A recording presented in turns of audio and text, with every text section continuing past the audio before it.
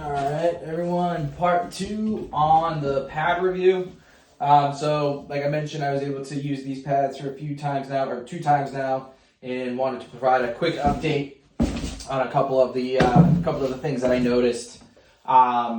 First off, the pad seal, phenomenal. I've never had a pad seal to ice this nice, this securely.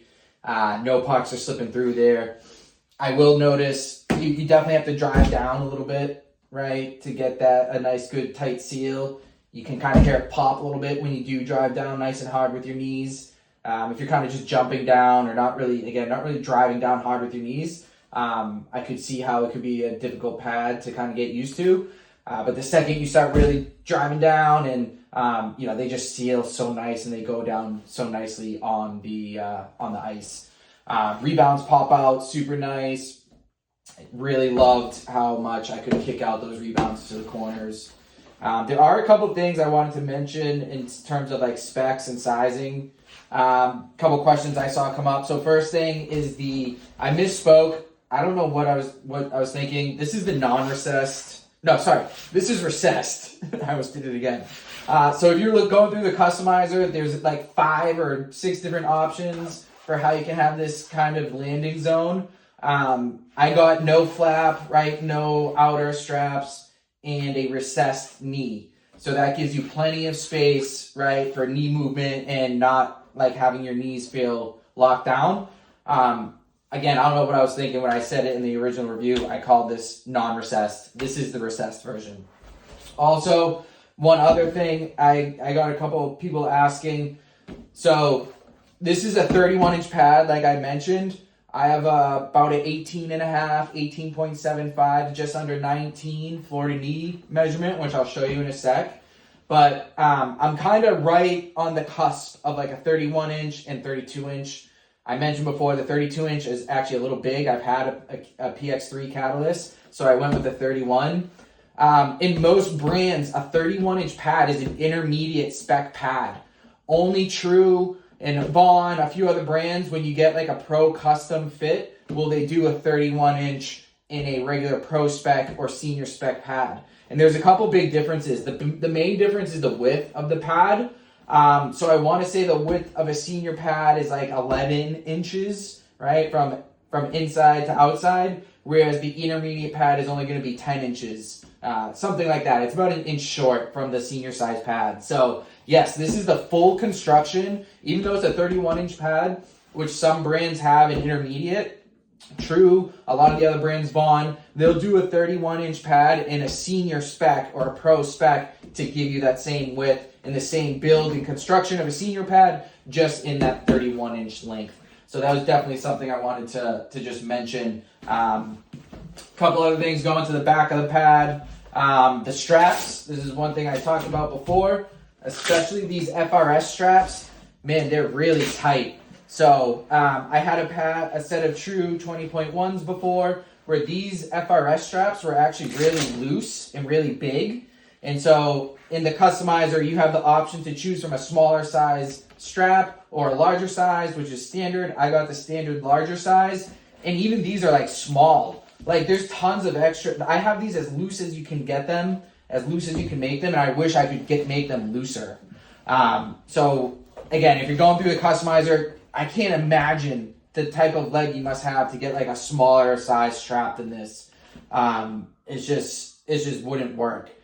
Now, with that being said, I do like my lower strap. So I like my pad to sit a little bit higher. I like my pad to sit a little bit higher on my boot. Bobrovsky does this.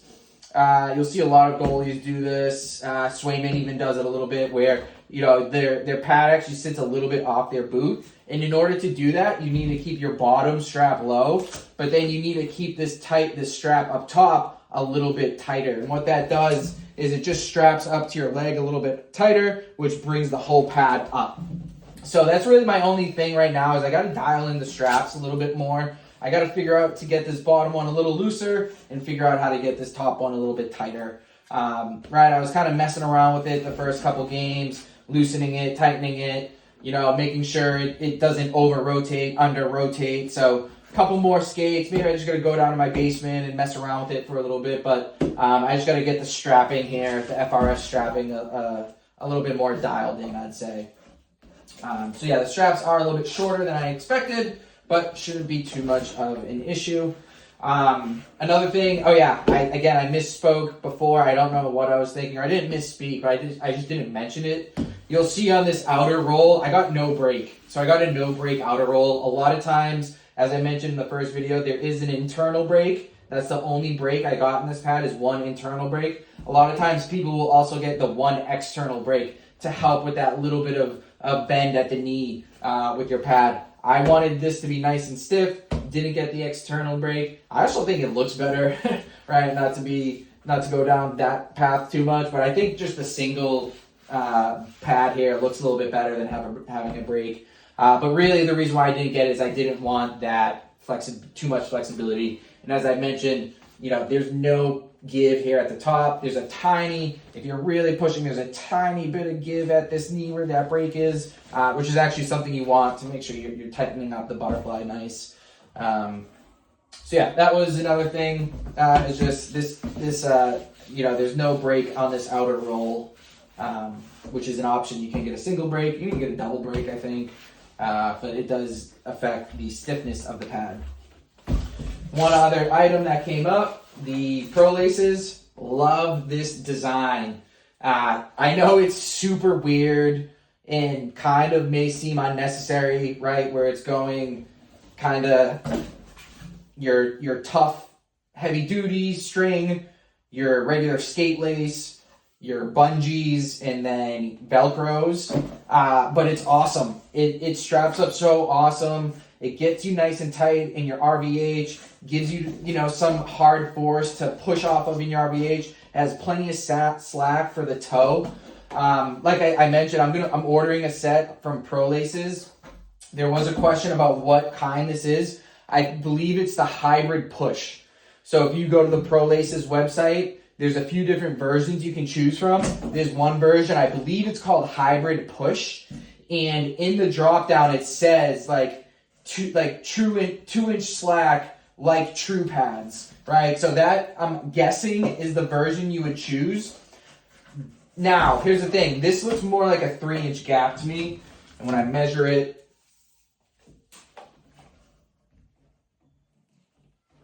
that's a 3-inch gap. So when I'm about to order these Pro Laces, I'm going to select the hybrid push.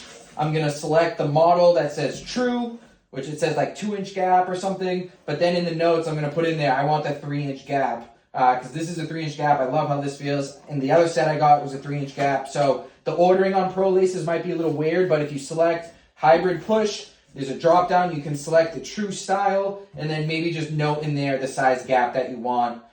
Standard is 2 inches. I want 3 inches. This seems like it's 3 inches, so that's what I'm going to put in there. So yeah, definitely something to look into. And if you're interested in these, check out Pro Laces. They got them in stock. I'm going to get these all black just to match a little bit better. Another point that I wanted to mention, the inside channel, right? I mentioned this before. There's no diamond glide. There's no weave. There's no quick slide. There's no sliding material besides the regular leather, regular Gen Pro. Not gonna lie, these pads do not slide great. They go down great. And I will say, when you're down, I feel super connected to the ice. That's actually one complaint I had with my Vons, is the quick slide is almost too slippery. Where there's times I'd be down and I'd overslide, or there's times I'd be down and I just don't feel stable on the ice because I can feel so much movement. With these, yes, maybe they don't slide as much. I didn't let in any extra goals, or it didn't really impact any shots or anything. I could just notice it myself, not sliding as fast. But then when it came down to being on the ice in my butterfly, I feel super connected and sound and stable on the ice, which is something that obviously you want. It's something that I didn't even realize I was sacrificing with the quick slide type material. So I am going to use some ice cream polish on here.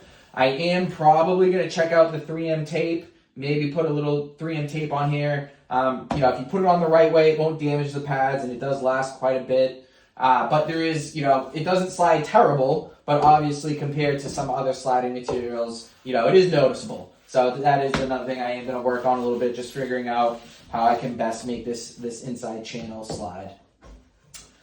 I think that's really it. I'm going to be disappointed if I'm forgetting anything. I cleared up the 31-inch sizing, the outer roll, no break, laces, straps in the back, knee channel, recessed. The only other thing I can think of, and I don't even know if you're going to be able to really see it, but I did get a couple questions about like measuring your floor to knee.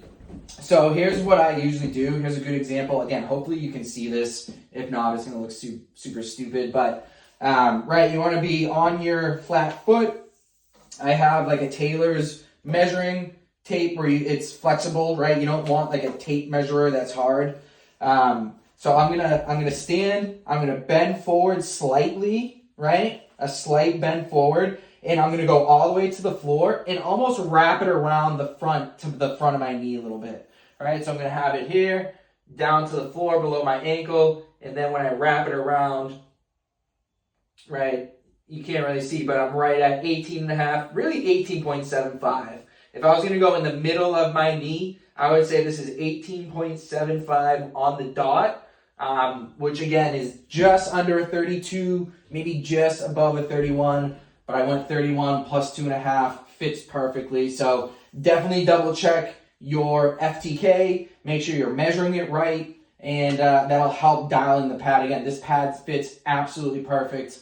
So hopefully that helps, and yeah, let me know if there's any other questions. Cheers.